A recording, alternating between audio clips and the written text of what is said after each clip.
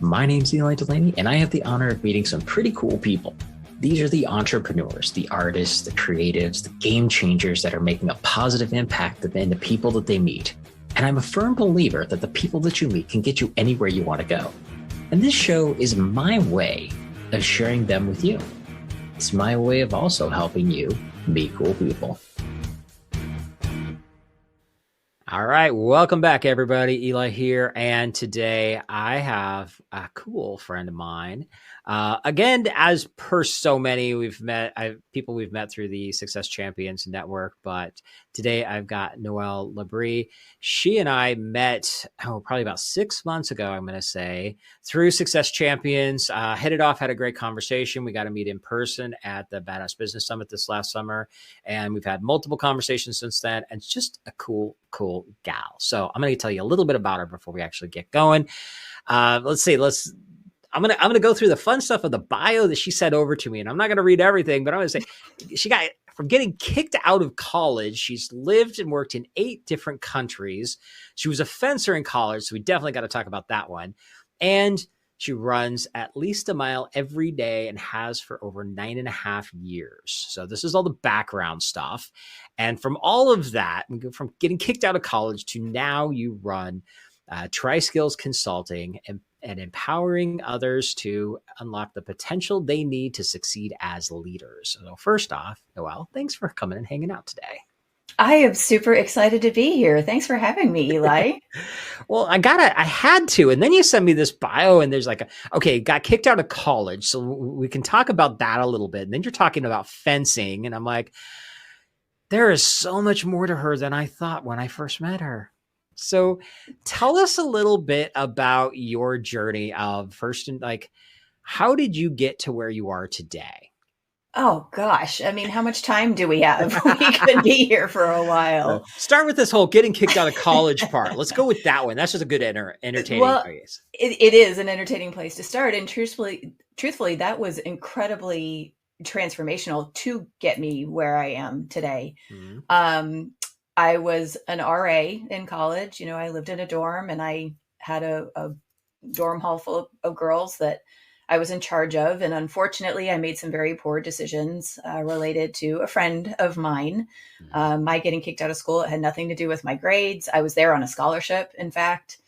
And come to find out, the friend that I was trying to help was less than helpful to me.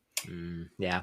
And you've been there. Yeah, the police knocked on my dorm door one Saturday morning and told me that they were investigating me for trafficking narcotics. So that led to a series of events. I wasn't, by the way. Mm-hmm. I should clarify that I absolutely was not. In fact, at that point, and still to this day, I've never even smoked a cigarette. Like that's just not. It's just not part of my world. Right. Not really a thing. So at any rate. Obviously, it was an incredibly difficult situation at the time. I lost my scholarship. I lost my job. Wow. It was a extremely difficult time in my life. I was 20 years old, had to go back home and live with my mom and dad. But what I realized out of that, to your point of how did I get here, I realized I am capable of getting through some really tough stuff. Mm-hmm. And to get through it, I realized that the only person who could get in my way at that point was me. Right. So if I was willing to do the work, which I did, I got 3 jobs. I bought myself a car. Within 6 months, I had gotten myself into an apartment, but it took some serious work. And that let me know through other challenges that have happened, since then in my life that if I am willing to put in the work, the results are going to come. Mm-hmm. Nice. So, yeah. I love it. That is cool. I mean, interesting story on that, but I love that. Because that ties into what you do now in basically teaching leadership. Yeah. And that is, and that's why I wanted you to kind of explain that story a little bit, because I had a feeling that's where it was going to lead us with that fact that reality is that at that age, you got put through a whole bunch of stuff. Some of these things are things that are out of your control, people that you trust. How do you deal with that? How do we have to know how to handle those kind of situations when things are out of our control. And, I think you and I have talked about it just a little bit. I talked to a lot of people about it when I got into studying Bushido, which is the code of the samurai, as a way to help me through some of the rough stuff that I went through my world. And that was a big thing, is like, okay, how do you figure out how you deal with the chaos? Mm-hmm. How do you create the calm from the chaos? And no matter what happens, we ultimately have to make our own choices to decide what we're going to do with that. And I think that's a great way to lead way into what you do. And so with Tri-Skills Consulting, explain a little bit about what you're doing and the type of clients that you're working with. So Tri-Skill came out of my desire and my penchant for servant leadership. I am a student of servant leadership. I believe that it is my responsibility to serve others so that they can in turn serve others. Right. And so I founded Tri-Skill, and what I do is I work with I prefer young leaders, not necessarily young in years, but young in experience.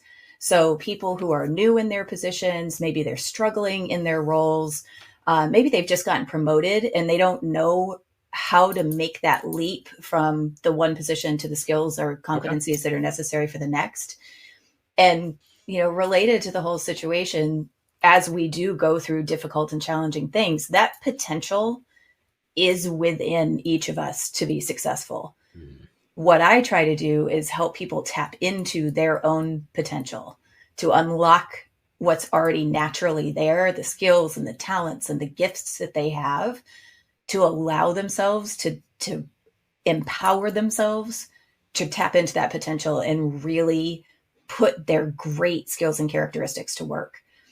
Then too, of course, comes the flip side of that, we all have gaps in our knowledge or gaps in our understanding or, right. Our skill sets. And so how do we narrow that gap a little bit?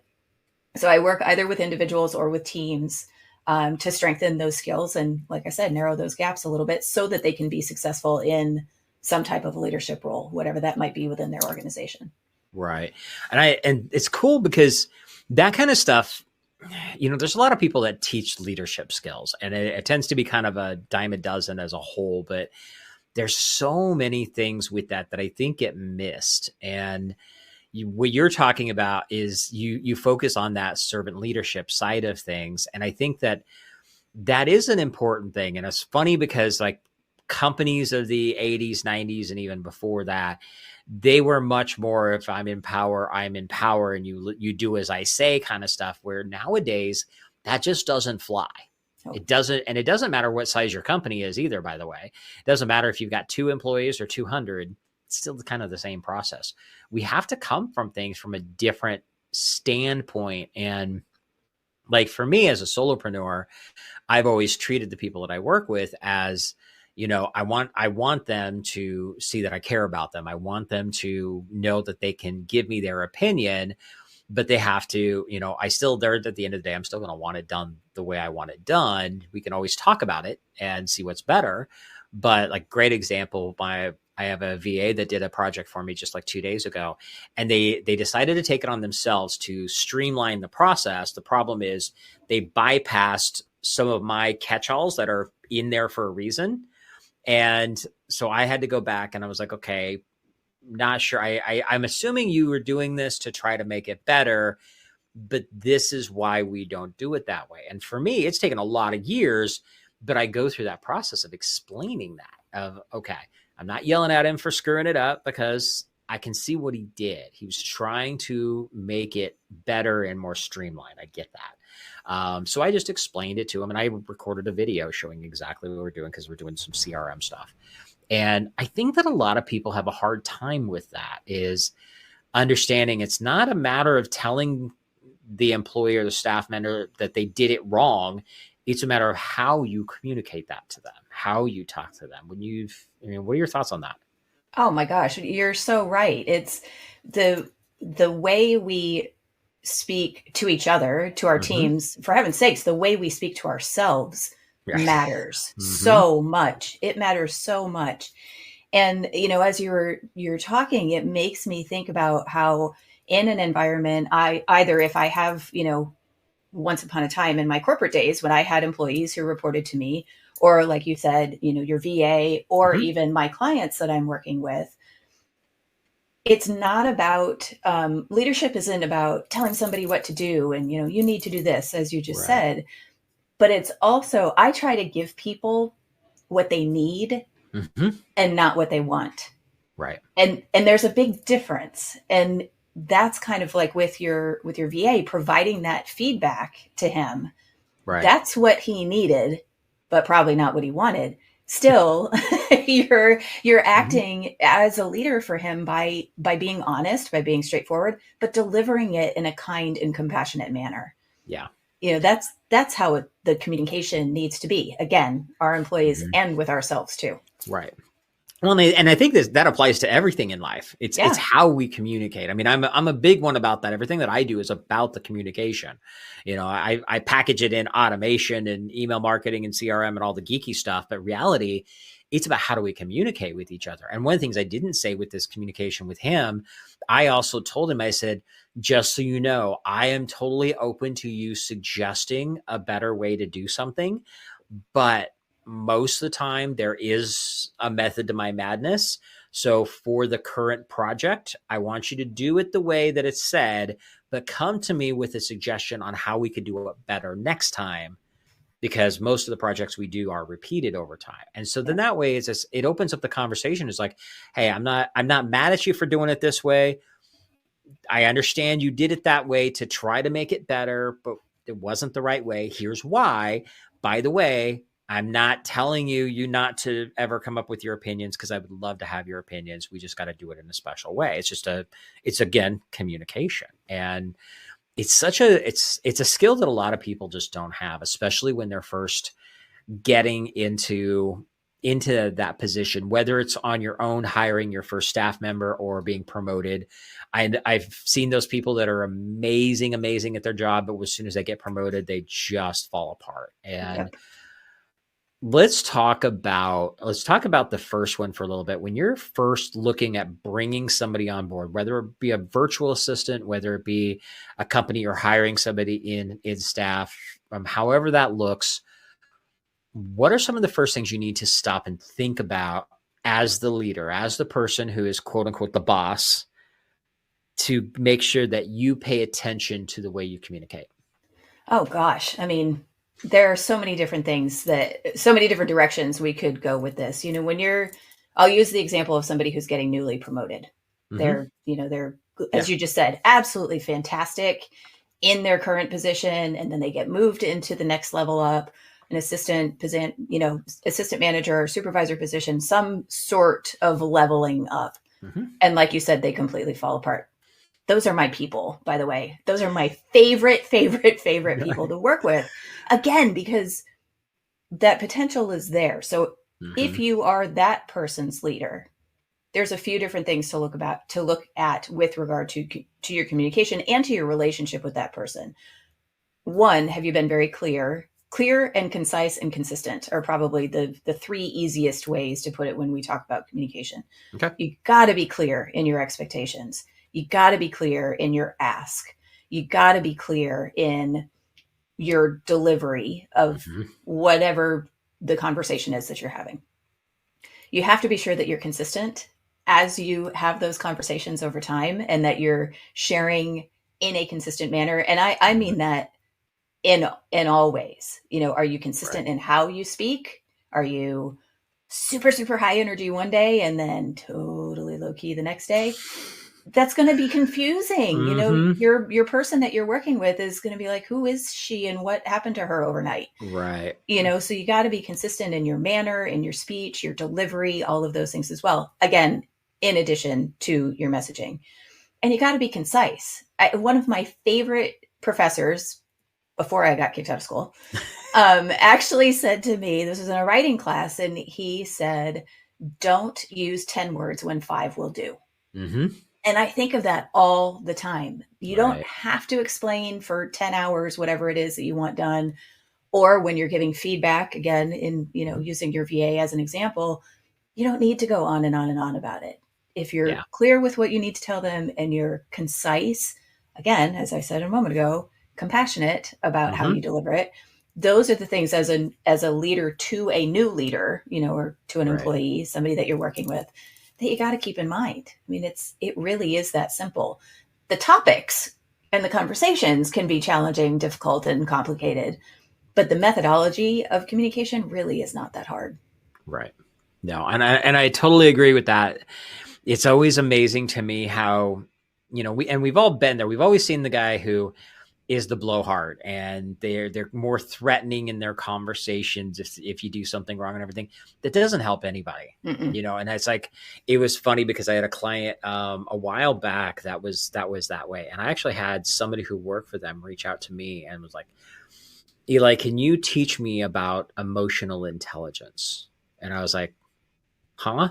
I was like, first Wow. off, I'm like, okay,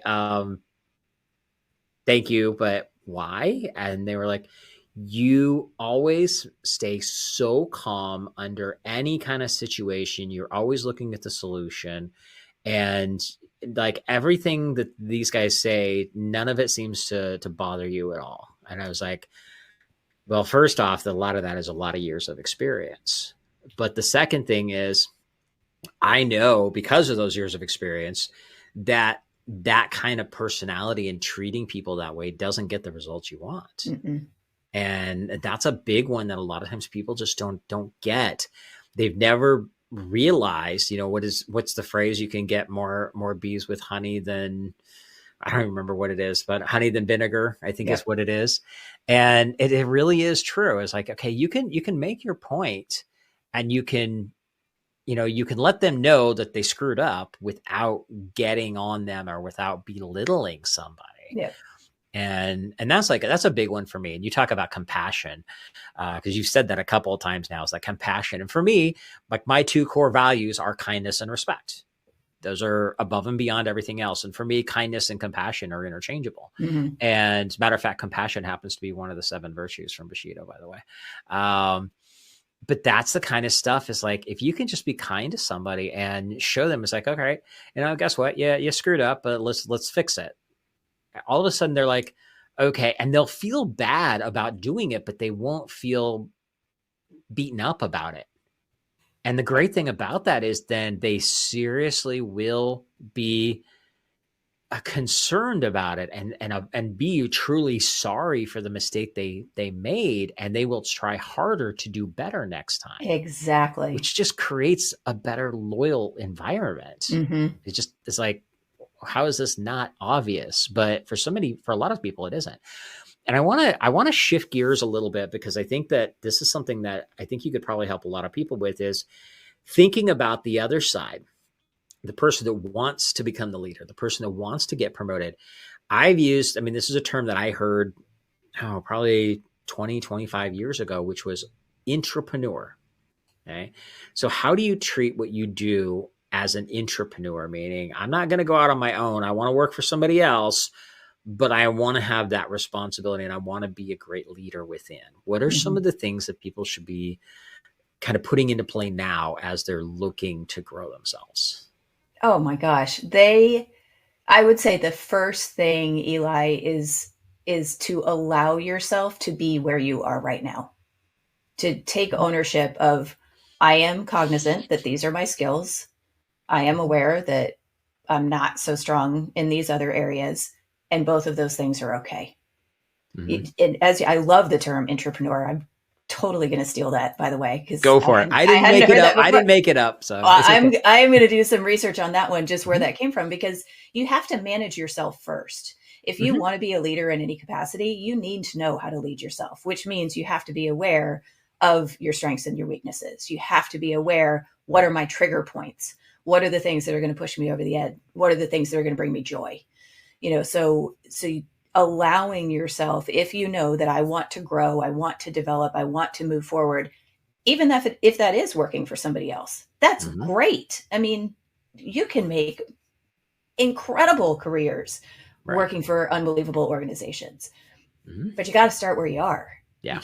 You can't invest in the future and plan for that until you allow yourself to be where you are right now. So things to consider are, if you have an idea of where you want to move forward in a specific position or a specific organization, or if there's a job or role out there that you think someday I want to do that. Okay, let's look at the skill set. Let's look at the competencies that are necessary in order to be successful there. Mm-hmm. And then to do a little self-assessment and think, yeah, okay, that one, I got that one. I can tick that box off.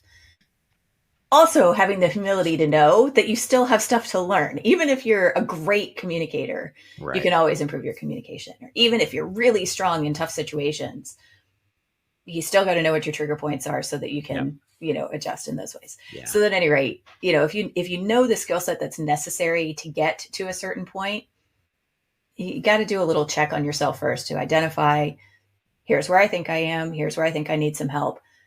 And then lastly, to be open to receiving that help, mm-hmm, to be open to asking somebody who knows more, to ask for guidance, to ask for support, encouragement when you need it, to ask for information from others, perhaps that you look up to or have held similar positions to the one that you're striving for, mm-hmm, and being open to receiving the wisdom and knowledge that that they can share for you. It's okay to ask for help. It's right, a sign of strength. Asking for help is a sign of strength.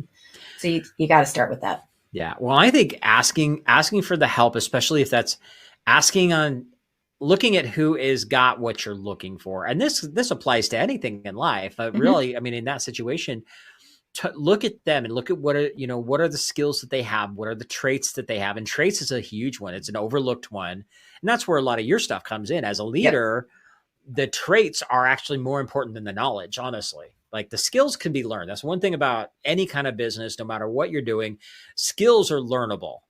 Traits are something that's a lot more difficult. You have to be careful about that one because the traits are what makes the difference. And a great leader is not necessarily the person who knows everything. As a matter of fact, chances are a great leader knows very little. They make sure that they surround themselves with the people who do know it. Yeah. Steve Jobs said that. Mm-hmm. Exactly. Yeah. Yep. And so if you can go through from that position is like, okay, I see what you do here and I want to get better at it. Can you give me some ideas or can you teach me that? Like that, the one person that was asking me about emotional intelligence, which is, for me at the time, I thought it was just really funny that they asked me that. But then once they explained where they were coming from, I was very honored that they asked it.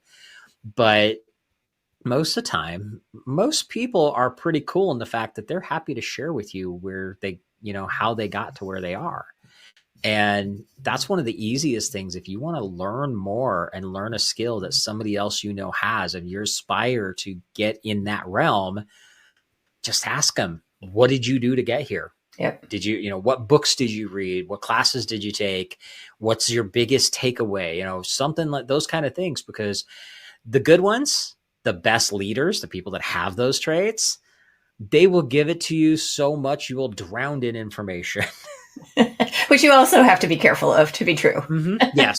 No, I 100% agree with that too. That's another big thing that I think as a leader, from my standpoint, I always look at, I know what I need to know and I know what I need to grow with. Like there are things that I am always studying to be better at, mm-hmm, because we, as human beings, we should always be learning. That's a, constant and never ending improvement. That's the goal with everything. However, there are some things like, that's not what I should be learning. And as a leader, my job should be, how can I help somebody else get that information and help me to do that piece and give them the skill, the training, whatever they need to make that happen. Yeah, you've just described servant leadership. That's exactly what it is what can I provide for them so that they're going to be successful? And in turn, again, if you're working in a corporation, that they're going to be able to then provide for their guests or their customers, and the cycle, continues to go. That's what servant leadership is. Right. How can I serve this person so that he or she can do the best for themselves? And I think the cool thing, like you and I were talking earlier about, before we started the recording, about bad customer service. And, yes. I think it's so funny. We had a great conversation about that, but I think that leads to where we are now is like, as an employee, if you don't get these skills, you don't communicate properly, you don't provide good customer service, you don't, I mean, there's so many things. It's like, it's real simple. Smile, say, welcome. What can I do for you today? Thank you for coming. I mean, just the little basic things that we should all know. But I think as, if you're somebody who's looking at coming into wanting to grow, wanting to expand, wanting to get the promotion, whatever that is, whatever that looks like for you, I think that those are some of the basic skills you have to get right out of the gate, which is that is what creates a better leader, because when you're a leader, you're going to do the same thing. When somebody works for me, like my guys, when they work for me, unless I'm just in a rush and don't get to it, every single time that they do a job, I say thank you. Mm-hmm. It's like second nature. It's like, thank you. Now, sometimes I might go off and it's like, holy crap, this is freaking amazing.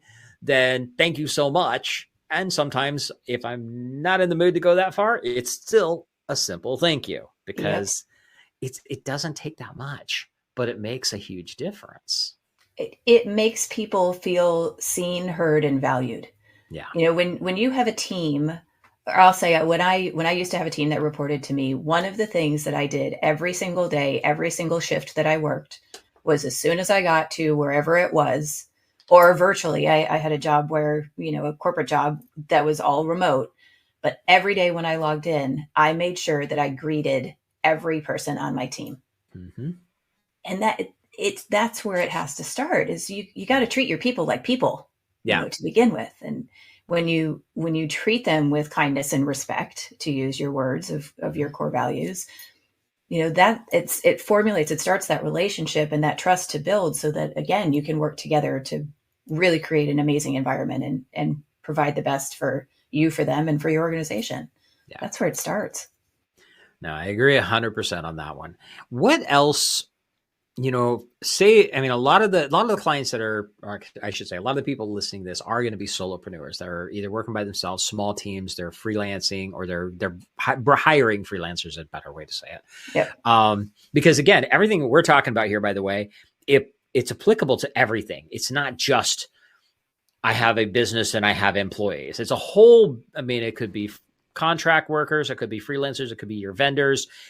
The same principles work with your kids. Okay. It's really simple, but what if somebody they want to get out of the gate immediately looking at this and doing a good job? I'm looking at maybe bringing somebody in. Maybe it's just a virtual assistant, but maybe it's an employee. Either way, what are some of the things I need to look at right out of the gate to prepare myself to be a great leader once I get into that role? Because most of the people that are doing this, when they're starting out, they've never had a leadership role like this before. Yeah, you're absolutely right. And it can be a little daunting to step into that position and think, I've never managed anybody before. Where do I begin? And again, I have to go back with what I said a moment ago. You have to understand yourself first. So one of the things that I do often in seminars that I lead is, I'll ask everybody to think of who is it that they look up to in their life. So whether it's somebody that they consider a leader, a mentor, somebody that they've learned from. So it could be a teacher, a parent, another family member, a coach, maybe. When I did this exercise once, I actually had somebody tell me that his dog was somebody that he looked up to. And I'll tell you why in just a second. But I asked him, I said, think of this person or this animal that leads you in some way. And list 3 to 5 skills or traits that they have, characteristics that they have that make them a mentor for you. Right. So what is it? Their humility? Is it their approachability? Is it their ability to make tough decisions? Whatever. We could list, 100 different leadership characteristics right now. But think of 3 to 5 things that you really admire in that person. Those are probably the skills or the traits that are most important to you, that you want for yourself to be a good leader. Yeah. So start there. And what is it that's important to you? And then tap into, okay, so if those are the things that are important to me, what are some other areas that I know if I'm going to lead this person, again, where do I need a little bit of help? Mm-hmm. And understand what the difference is. The guy with the dog, by the way, when I did this exercise, and I said, what is it that you admire about this person? His response was, She is always happy, positive attitude, Yep. always happy. I think it was a golden, if I remember right, golden Okay. retriever. So always happy, positive attitude was so important. Unconditionally loving, Mm-hmm. that, somebody who could be there for him in any kind of a situation, and be able to provide that comfort for him, no matter what the situation was, what he needed it. And I thought that was really neat. And, we can get those lessons, going back to getting kicked out of school. Lessons come from everywhere. They're all Yeah. around us if we allow ourselves to be open to see what life has to teach. Yeah, I love it. That is awesome. And as a dog guy, I totally approve that message. I would totally do the same thing. And if you think about it, I mean, it is true. Dogs, especially dogs, other animals do too, but dogs in particular, they are, generally speaking, they're always happy and they'll love you unconditionally. It's like, those are not bad traits by any means. So yeah, I get it. Awesome. So I'd be happy if more people were like that. Oh, the world would be an amazing, better right? place if more people were like that. I always tell people, it's like, it's not that hard. Just be nice. Right. Just be kind. Be kind, show respect. That's it. I mean, again, going back to those 2 core values, if you just did that, the world would be 1,000 times better than it is. It shouldn't be that complicated. You wouldn't think so. You wouldn't think so, but here we are. But that's why we hang out together, because we have people like each other that do follow those kind of values. That makes a big difference. Yeah. I love this. This has been awesome. Anything else you want to add, before we kind of wrap up here, that we didn't cover that maybe we should? Oh gosh. I mean, I had just mentioned a second ago about life lessons, and if you want to invite me back another time, we can go through some other crazy stories of things that I've learned. But I do that. That's really it. Is, I think the last thing I would say to everybody is to really, the phrase is, the mind is like an umbrella. It only works when it's open. Mm-hmm. Allow yourself to see and experience and learn from the different situations that are around you, because I don't care if it's from your dog or from your kid or from your neighbor or from the lady at the grocery store. Every situation and every relationship that you have in your life has the opportunity to teach you something. So are you allowing yourself to be open to what the world presents?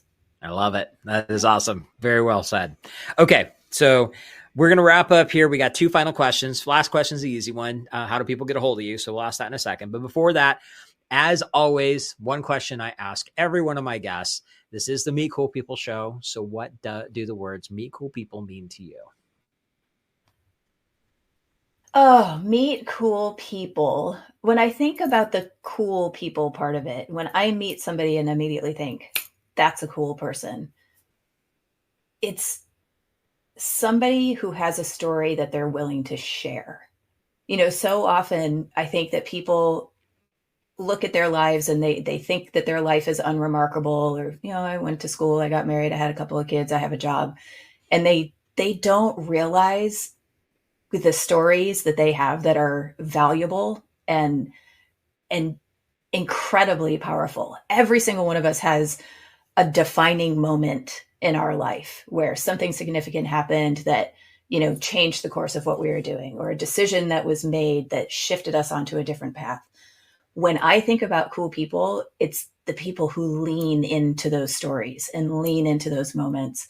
And when you get into a conversation with them, they share those little things. And it doesn't have to be some huge, gigantic transformation. It really could be, I decided that I wanted to be a writer when I wrote my first short story when I was in first grade. That it could be something as small as that has led to an interesting path in a person's life. So those I like cool people who share their stories. I love it. That is awesome. And you're right. There is we aren't made up of a story. We are made up of a lifetime of stories, and so many things out there mold us to who we are today. And so I love that whole idea. This is great. Okay. So how can people get a hold of you? I would love if anybody wanted to get a hold of me, if they went to my website, which is try with an R, of course, there's an R in there. Try with an I, TRI, try-skillconsulting.com, tryskillconsulting.com. All of my connections to all of my various socials are there. My email is there. And as we've talked about, kind of getting to know yourself as a leader first, I actually have a quick self-assessment that's available for download on my website. So I'd love for people to check it out and then let me know what they think. Awesome. Love it. Well, Noelle, thank you so much for coming and hanging out today. It was a pleasure getting to visit with you, which anytime I get to visit with you is always a pleasure, but it was good to get you on the show. Thank you so much, Eli. I really appreciate your having me here. And yes, this was a great conversation. Very cool. All right. Everybody get out there. Have an amazing week. As always, if anything pops up I can help you with, reach out. Let me know. Take care. And that wraps up another Meet Cool People show. Now, if you like what you heard, be sure to give us a like, subscribe, or review so I can help introduce these amazing cool people to even more amazing cool people. And just remember, meeting cool people is just the beginning. You need to have a system in place to follow up with the amazing people that you meet.